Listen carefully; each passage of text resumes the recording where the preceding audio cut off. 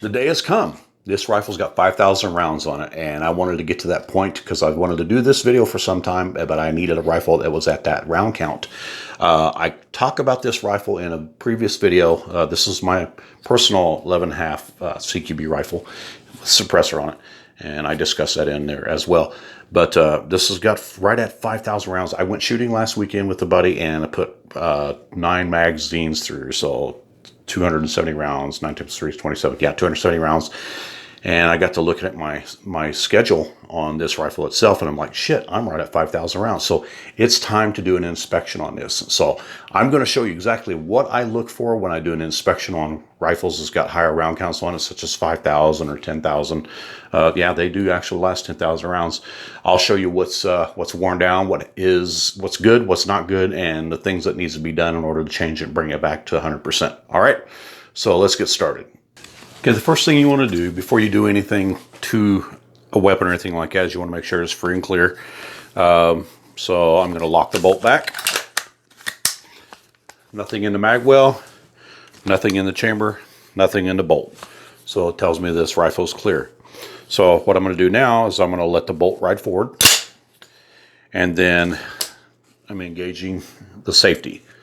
Pulling the trigger, nothing's happening. Pull the trigger, should click. Okay, I'm going to charge it again and put the safety on. Safety off. It did not fire or did not click, right? So let's try this now with it on fire. Pull the trigger, holding the trigger to the rear, charge the weapon, let go of the trigger slightly until it clicks. You hear that click? That tells me that the disconnector is engaged and it's ready to fire. So it passes the function check.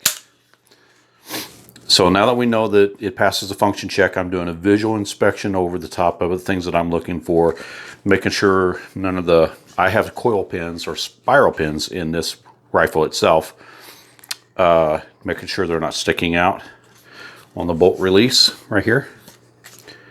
And then make sure the detents, or I'm sorry, not the detents, but the takedown working properly. The pivot, if I push it out, it's going to drop out, but you can see it. It's coming out, and I can pull it out. It's a bitch. So you can see it's coming out right there. So I know that's functioning fine.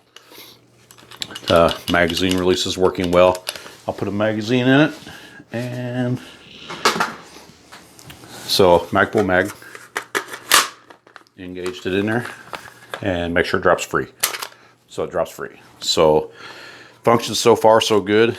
I don't really worry about the forward assist because I don't use forward assist, and if I had my way, wouldn't have to worry about it. Well, this one actually has a ambidextrous mag release. So what I'm going to do is insert the mag again, and then as you can see, I'm going to push it here,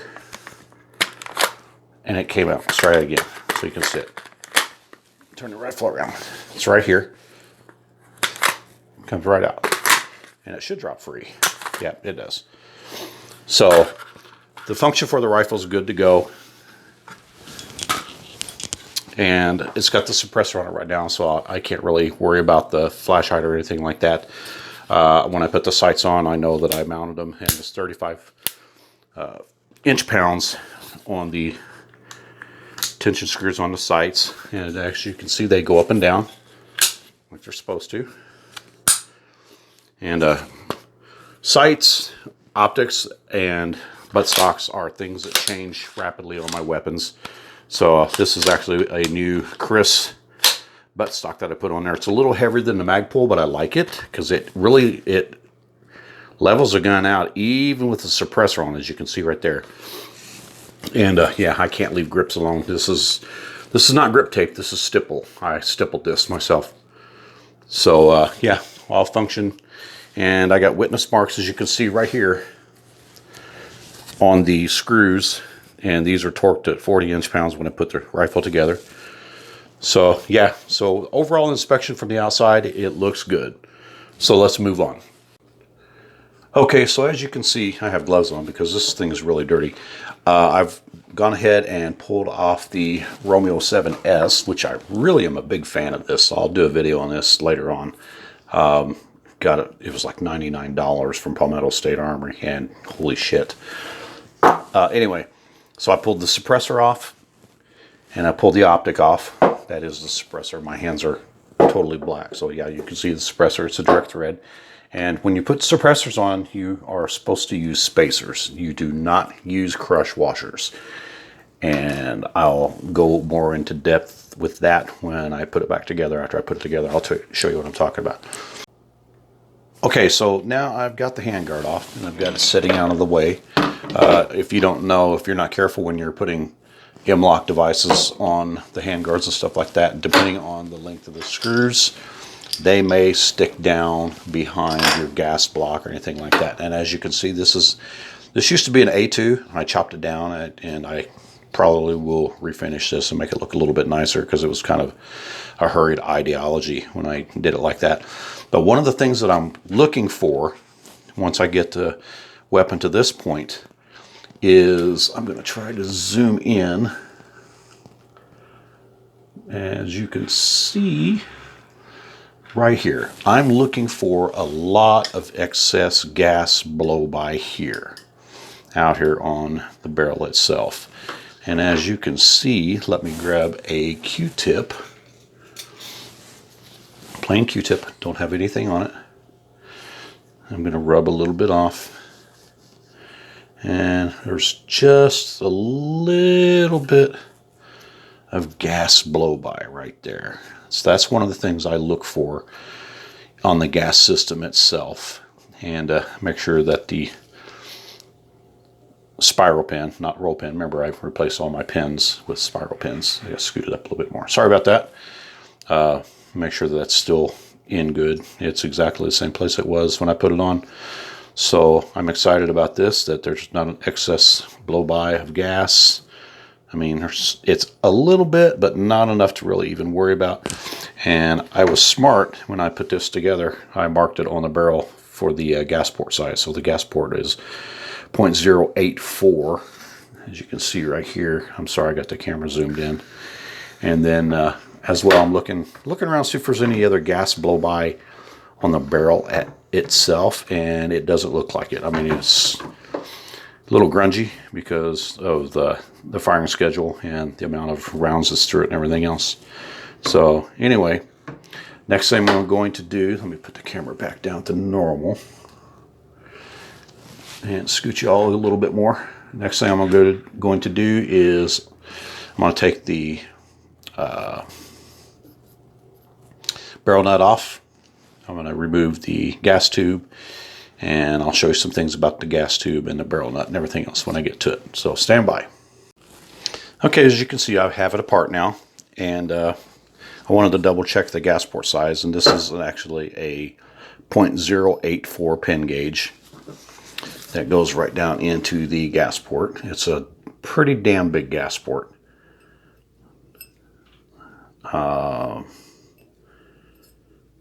Not sure if I like it being that big or not, but that's why I have the buffer system in it that I have in it. And as you can see, there's hardly any wear on it. I mean, it's dirty. I mean, literally, it's dirty. That's the only thing that's wrong with it. I am going to polish the feed ramps up a little bit. I think I may have already done it before I put it together. It definitely needs to be cleaned up really good. And I'll probably, yeah, that's dirty. I'll probably run the bore scope down through it and show you what I'm looking for in the barrel itself. Now on the gas tube, as I was talking about earlier, this section of the gas tube with this big hole right here, that fits over top of the gas port in the barrel. And that actually rides up inside the front sight block, or front gas block. And this used to be an A2 front sight that I cut down. And I am going to clean it up and make it look a little bit prettier. But that's more just show than go. The other wear point that I look at is on the gas tube here. As you can see, there's a distinct edge right here. and it's supposed to do that. And that fits up inside. Where's the bolt carrier group? Walk around over here. So you have the gas key on top of the bolt carrier, and when the bolt's coming forward, this slides up inside here. This fit needs to be relatively tight. It doesn't need to be super tight, and I'll do more discussion on this right here. And when I go to put it back together, I'm gonna certify everything and show you what I'm talking about as far as what the dimensions are supposed to be and everything else like that. But yeah, it really looks good. I mean, other than being damn dirty, there's really not a whole lot of wear on it, and I'm really curious about the barrel itself, because like I said, it's got 5,000 rounds on it, so we're going to see how well it's holding up. All right, so what you're looking at here is my bore scope, and that's what it looks like when you're looking through a bore scope. So now I've got the barrel, and I'm going to run the bore scope inside it, and we're going to look and see how much wear there is on the inside of the barrel next to the gas port. So what I'm going to do is I put the barrel up next to me, put my finger down at the bottom, line up the thing, that way I know how far in I need to go, and I'm going to insert it in there. And next thing you're going to see is there's the gas port, and as you can see, it's got barely any erosion at all at 5,000 rounds. To me, that's pretty freaking impressive. The lands and grooves look really good. I mean, it's like I said, it's just dirty. I cleaned it less than 300 rounds ago, and I didn't really scrub on it too much. I just sprayed it out, and my dog's moving the camera. I apologize. But yeah, so that right there, I'm using the barrel. Quit moving the camera, Kira. That right there is a little bit of the erosion in the inside of the throat of the barrel. And down at the very end, the crown is still in really good shape, and it doesn't seem to be a whole lot, I'm spinning the barrel around, doesn't seem to be a whole lot of wear down at the end as well. I have put very few full auto rounds through this. This is basically just a semi-auto gun. So yeah, so that's the inside of the barrel. I'm trying to move it slow so you don't get sick. And find out where it's at. There we go. We're coming back down to the gas port. It's in there somewhere. Here it is. So there's the gas port. So you saw it firsthand. 5,000 rounds through this barrel. And like I said, this is a Luth AR barrel. It's not chrome lined. It is 4150 chrome molybdenum steel. It's a 1 in 7 twist, 556. Okay, so now we're moving on to the bolt carrier group. I've got the upper receiver out of the sonic cleaner and the gas tube, and as you can see, the gas tube came out pretty freaking clean. I just rubbed it a little bit and everything came right off of it, and there's no wear on the tip that goes up into the gas key onto the carrier, so that's a good thing. Bolt carrier group, it's dirty, as you can see, and yeah, it's really dirty. Gas rings, I was concerned. I thought maybe the gas rings might be bad. So as you can see, the cam pin's not in. So, and it's supporting the weight of the carrier, which is okay. And or you can stand it up on it, and it doesn't. If it moves down, then that means your gas rings are bad. There's not very much wear. This is some of the areas that I look for right in here.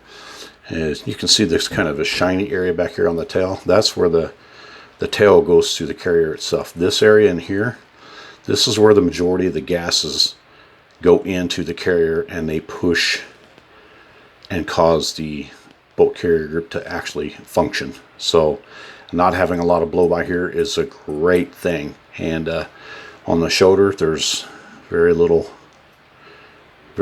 wear. I mean, it's shiny. There's a little shiny spot right there. And I think that might be because of the spring. It's a spring-coat spring in there, and they're really freaking tight. So, and I just did a video on the extractors and how tight they are. This is a Springco spring, and as you can see, it's freaking tight. It's taken quite a bit of effort to push it down, and it goes down past the face of the bolt itself.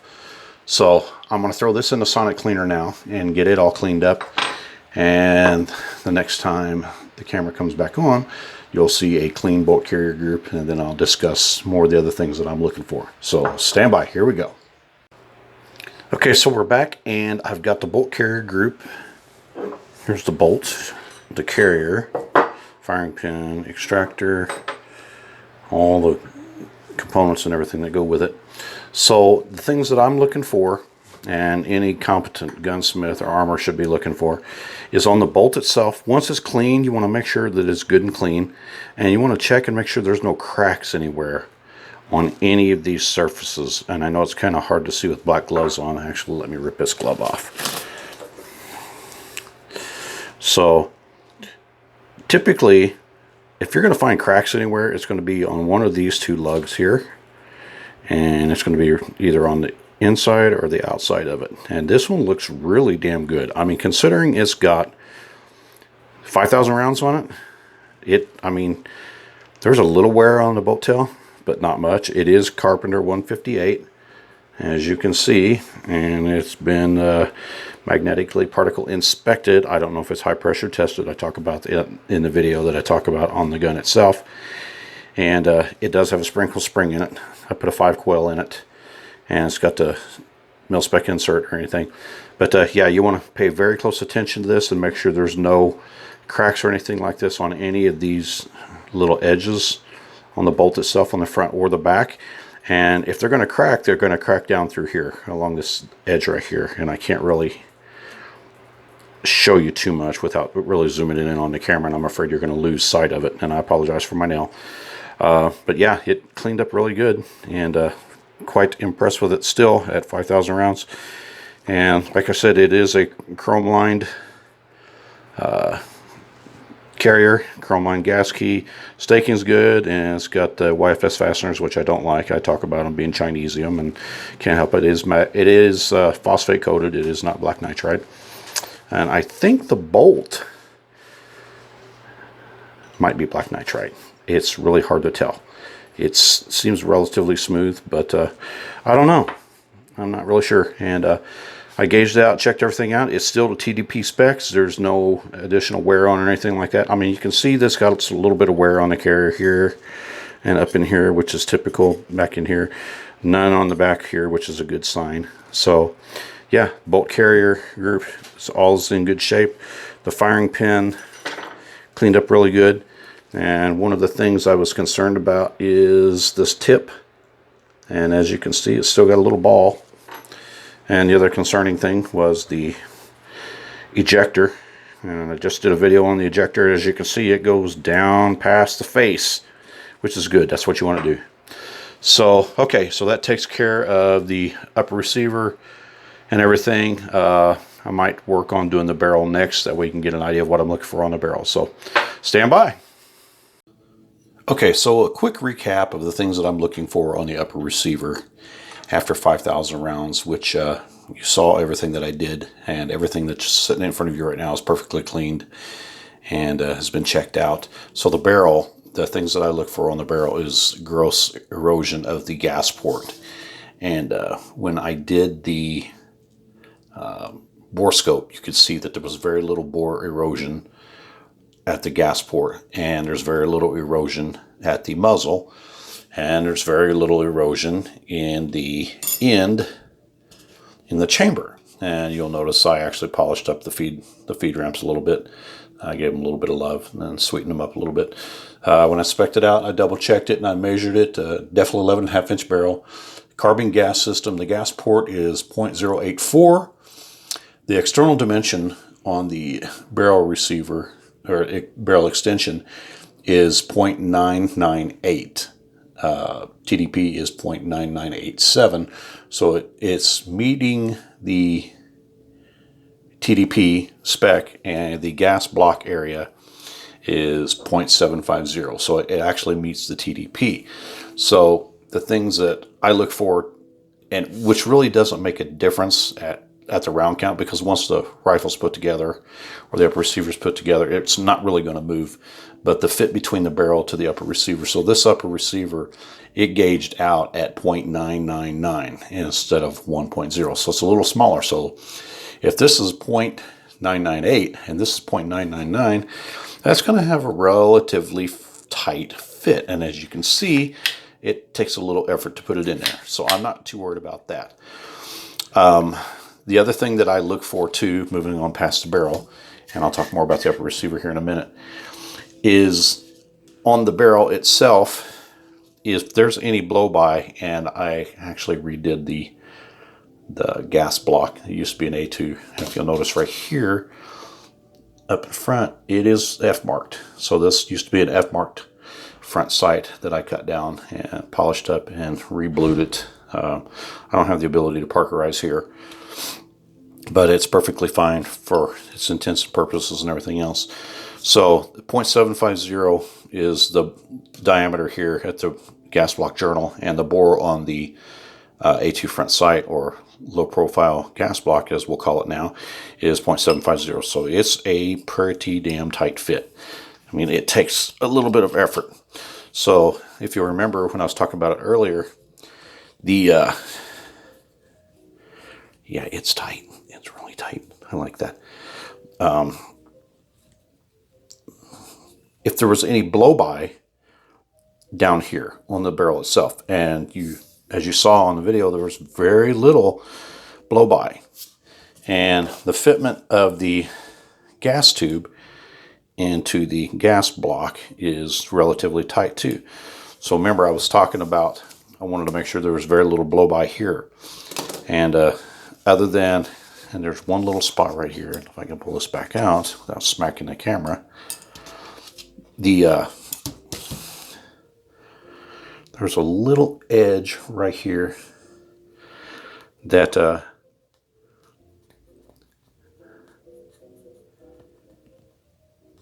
you can hear it clicking on there. Just a little bit of an edge, and I did not clean that off because, I mean, once it's seated in there, it's not going to make a difference anyway.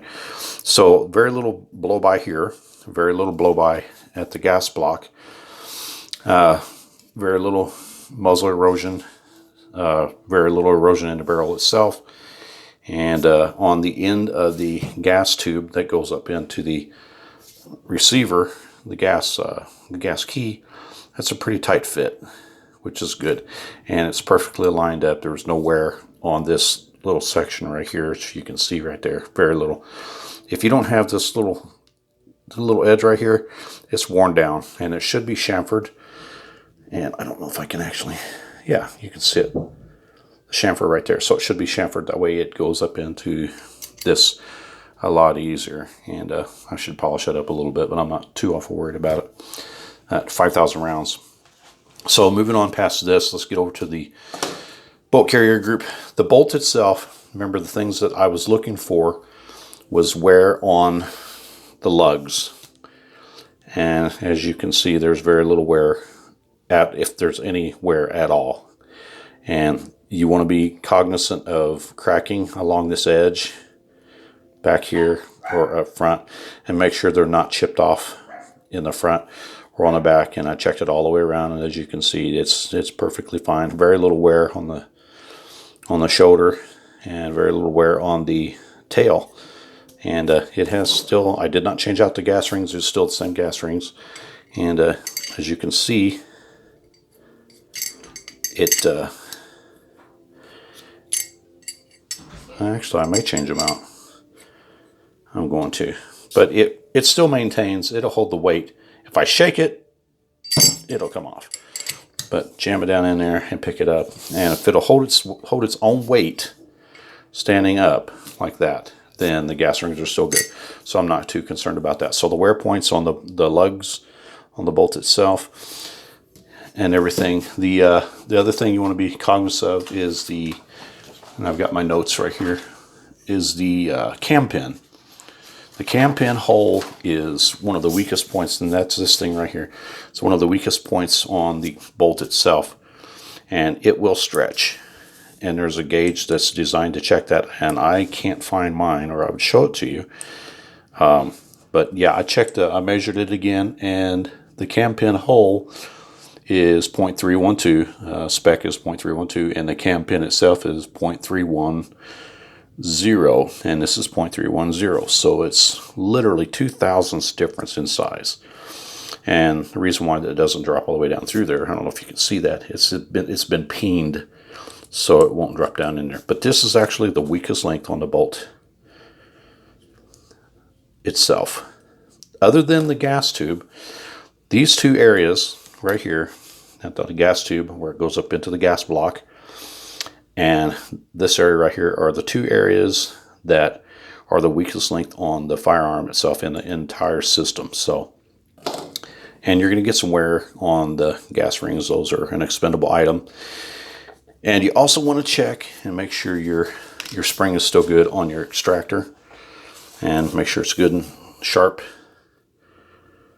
as it is. And you can actually take a shell casing. I've got a messed up round right here, and you can see that it still engages it really well. And I'm pulling that pretty damn tight. So that, oh, and back to the bolt. The video I did last week or 2 weeks ago about the ejector going down past the face. And as you can see, that is a very strong freaking spring. It's a sprinkle spring. That's why I love them. So yeah, it does not stick out any farther than it should. You want to make sure that the extractor spins on its pin easily. There's no catching on it or binding or anything. And on the bolt itself, there's really not too many areas that you should be concerned about the wear or anything. If you get excess blow by, and you'll see it, it'll be down in here, and you can see it's kind of marking it up already. I did not oil this so you could see it. You might see some back in here, and as you can tell, there's none here, and there's none up front. And the other thing you want to check is the carrier key screws. If you got a inch-pound torque wrench, run it up to 30. Check it initially at 20 inch-pounds, and make sure they don't back off, and run it up to 30 inch-pounds as a final check. And if it doesn't back off on 30 inch-pounds, you're good to go. But this is really well staked. Like I said, I don't like YFS fasteners, but I'm not to the point that I want to pull them out and replace it yet, so not an issue. Remember, the screws, when they're put in, they're installed at 58 inch-pounds. So if you go above 30, you're going to be destroying and causing them to back out. You don't want to do that. So, and you can see there's very little wear on this carrier itself. I mean, you got some wear. It is metal. It is metal on metal rubbing, and areas here shined up a little bit. Areas here shined up a little bit. Yeah, and on the firing pin, you want to check your firing pin extrusion. I measured this out, and it's 0.30, and minimum is 0.028, maximum is 0.036. This is 0.030, so it's plenty good for all intents and purposes. You make sure the firing pin goes in and out pretty easily, it's smooth, drop free. That's a good way to check that. Let me see, anything else that I can talk about? The bolt and the carrier itself? Not really. I mean, I checked it out. I checked the bore on this, and it has not changed. It's the main bore is 0.531, the gas ring run is 0.50, and the tail is 0.253. All three measurements are TDP spec. So yeah, it's pretty much to TDP spec. Good to go. So those are the things that you should be cognizant of on a rifle that's got higher round count. You should be checking your rifle every time you take it apart. I know some people that don't clean their rifles at all, which I think is a really bad idea.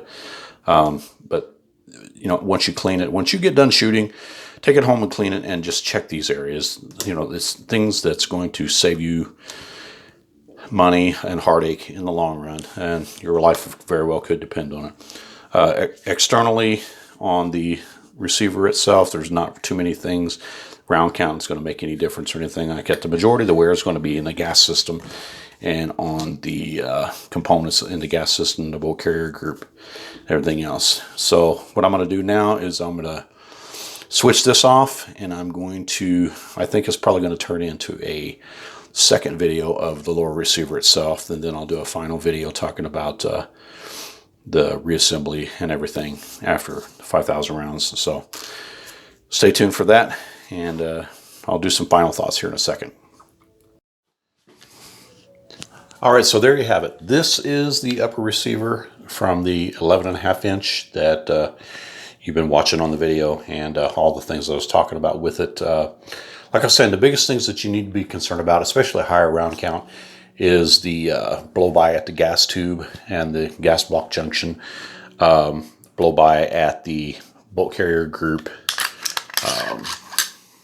in this area here, and the wear and tear on the lugs on the bolt itself, and then the cam pin stretching, not the cam pin itself, but the bolt stretching where the cam pin goes in.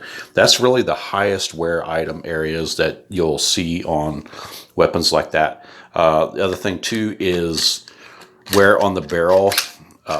As you'll notice on the video that I showed you, that there was very little wear at the gas port, which is pretty good because there's a whole lot of hot gases going up through there. So 5,000 rounds, that's pretty damn good. And the wear on the barrel itself, the erosion of the barrel and things like that, that's things you need to be concerned about. But on this particular rifle, as you can see, it wasn't that bad.